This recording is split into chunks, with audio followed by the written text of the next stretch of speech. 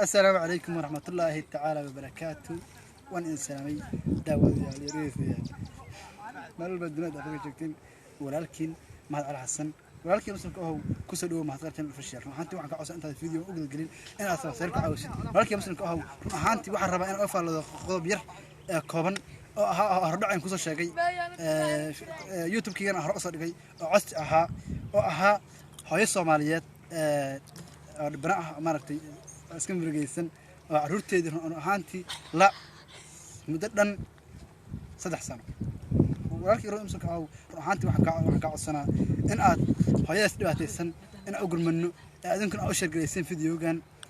marka walaalkii imsan ka ahaantii ugu dambeyn fiidiyoo waxaan rabaa aan ka baxsho faahfaahin yar ah kooban walaalkii imsan ka ahaantii hore aan ku soo sheegay waxa lagu magacaabaa hooyadan Shamso Cabdi Cali